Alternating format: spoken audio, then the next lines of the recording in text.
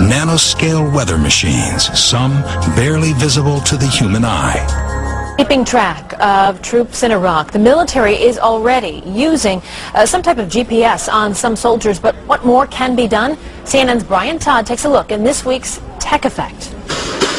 A relentless search for 2 missing American soldiers in Iraq.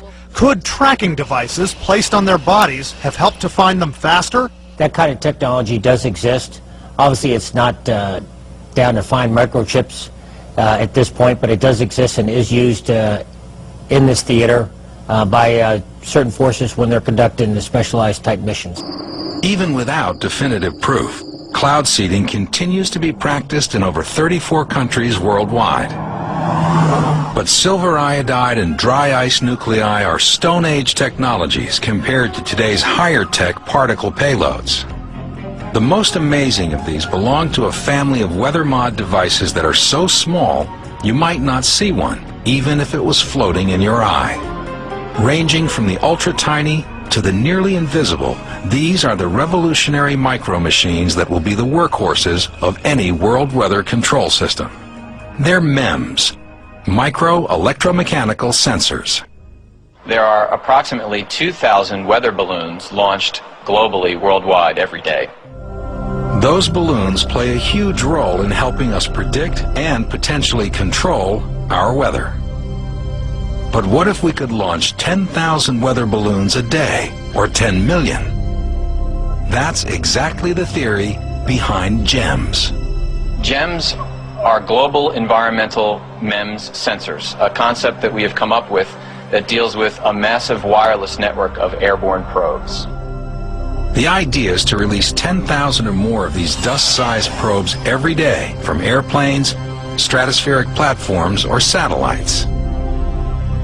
Like weather balloons, the probes would monitor weather information over every kilometer of the Earth's surface at a resolution that is today unheard of. We envisioned that the GEMS probe itself would have a bio-inspired design, something like a maple seed or a dandelion seed that actually incorporates the constructs of nature to achieve aerodynamics and buoyancy.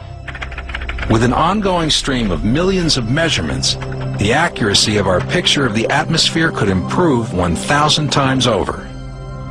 There's every reason to be optimistic that simply having more measurements of the atmosphere will lead to improved forecasts.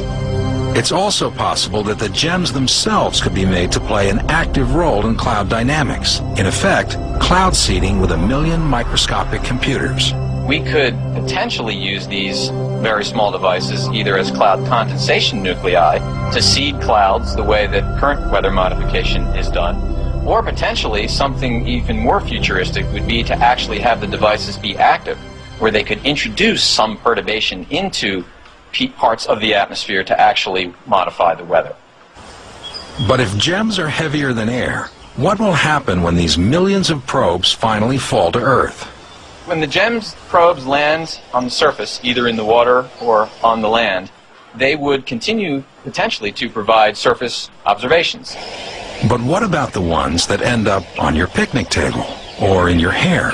At the sizes we're talking about, if you actually inhaled one or got one in your mouth or one in your eye, it would probably be no different than, say, a speck of dust or a particular particle in the atmosphere that you would get in. You'd probably sneeze it out or cough it up. Useful as nanotechnology will be to weather observation and prediction, there's no question that it will also play a significant role in military weather operations. But in the future, every square inch of every city will be alive with intelligence. Because every street and every building will have a network of microcomputers built right into them. Dr. Kris Pister calls it smart dust. A smart dust particle or mote is a wireless sensor with sensing, computation, communication, and power in one package. These all-in-one microcomputers will be small, very small. The size of a mote today is about the size of a grain of rice. And we've shown that we can make the circuitry small enough and light enough that eventually it will be possible to make things that are on a sub-millimeter size scale. Tiny specks of computer smart dust will form a vast invisible network that can help manage the infrastructure of even the largest city. smart cities in the future will take this low power, inexpensive, small technology and basically distribute it everywhere. These tiny computers record information about their surroundings, information they can send to other computers So it's or got to to have you. come then from the environment. Now, we know of one case for sure where the chemtrail fibers were found and you could maybe put it together. I knew there was a connection. I knew there was a and connection. Lily. And yes. Lily, okay. But there are chemtrails everywhere all the time. Correct, and they could have other chemicals in it. But one key that what I'm calling the smart dust, where smart dust is a very, very small particle at nanosize that has a specific function. This looks like, if you look at certain times of the day and you see dust, but it's not dust, it's like an iridescent glitter. Very specifically different than regular household dust. Yeah. And this would be in areas where... We have seen that. You know, Doctor, I got one of those 10 million watt spotlights. You go out at night and point it up to the sky, and you can't believe what's floating in the air. I mean, it's really disgusting. Right, and if you're seeing this iridescence, which looks like just like glitter, that is engineered dust or smart dust type material versus regular household dust, or that does not reflect back. So here comes the conspiracy theory. If Morgellons or Morgellons is related to chemtrails and it's coming out of the spray from airplanes, is there some grand plan to get this stuff into human beings? Well, I don't know if it was a plan or anything, but I will say that all of us have been exposed, all animals, all life forms on this planet.